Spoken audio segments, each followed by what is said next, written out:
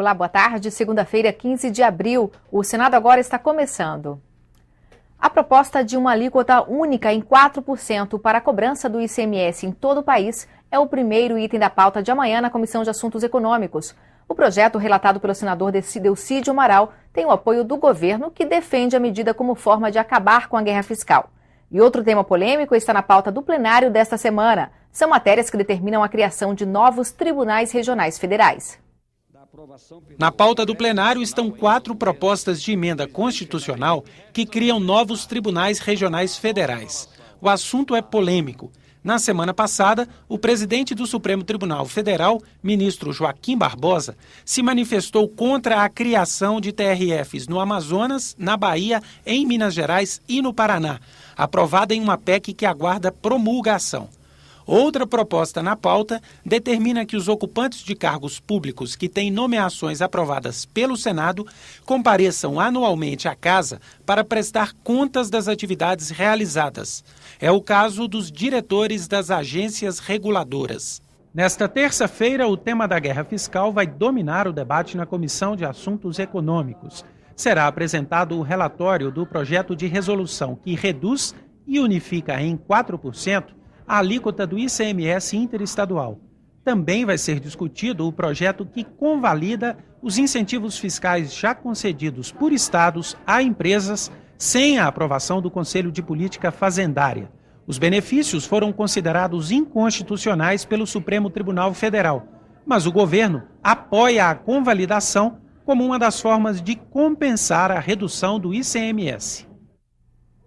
E ainda amanhã, os senadores podem votar em plenário o Estatuto da Juventude. O texto estabelece uma série de direitos para jovens entre 15 e 29 anos. O projeto já foi aprovado na Comissão de Assuntos Sociais, mas alguns pontos ainda podem provocar desentendimentos entre os parlamentares. Estão garantidos o direito a 2 assentos gratuitos para jovens carentes em ônibus interestaduais e mais 2 com 50% de desconto. Também foi mantida a meia entrada em eventos culturais e esportivos para estudantes e jovens de baixa renda, mesmo que não estejam matriculados em nenhuma escola. Mas o texto exclui da regra a Copa das Confederações, a Copa do Mundo e as Olimpíadas. Apesar da discordância de alguns senadores, esse artigo não deve ser modificado. Isso já estava definido na própria lei da Copa e também constava lá na própria lei da Copa das Federações e das Olimpíadas. Então nós preferimos deixar claro que é só para 2014, mediante o episódio de Olimpíadas, Copa das Confederações e a Copa do Mundo. O ponto que deve provocar maior polêmica em plenário é a limitação no número de ingressos a serem vendidos pela metade do preço. A pedido da classe artística, deve ser apresentada uma emenda prevendo que, em eventos promovidos por setores privados, a meia entrada seja limitada a apenas 40% dos ingressos. Pelo que eu noto, vejo e percebo e sinto, a tendência é que o plenário vai acatar os 40%.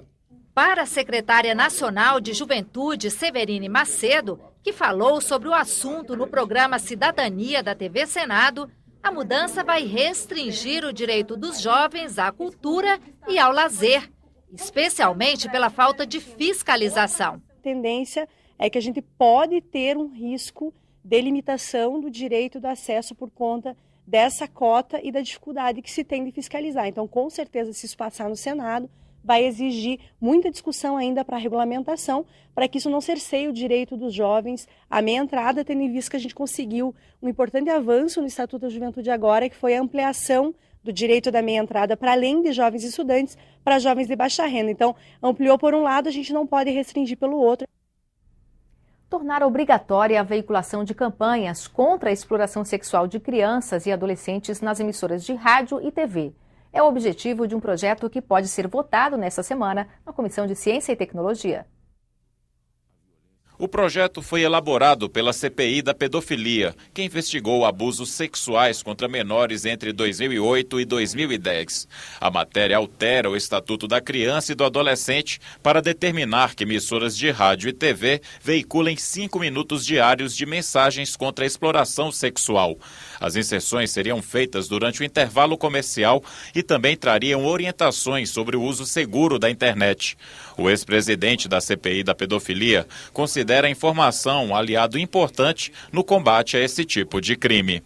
Penso que esses comerciais eles devem ser numa linha preventiva e de orientação à própria criança.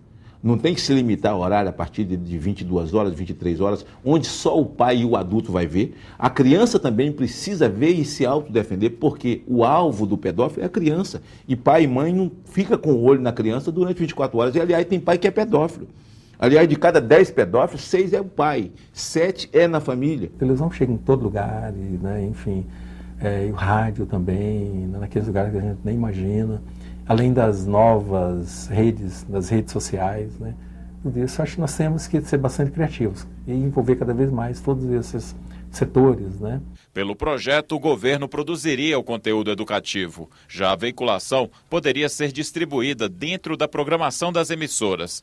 Mas para o diretor-geral da Associação Brasileira das Emissoras de Rádio e TV, a matéria não deve se tornar lei devido à perda de receita que provocaria nos veículos de comunicação. Você veja que aqui no Brasil, o rádio e a televisão prestaram serviços espetaculares à população, levam todos os dias notícia, entretenimento, tudo isso por conta da publicidade que eles veiculam. Ou seja, a pessoa desliga o rádio ou vai fazer outra coisa e irremediavelmente prejudica a audiência, isso não se recupera mais. Primeiro, eu entendo que a concessão é pública, então vamos estabelecer que eles paguem a concessão também.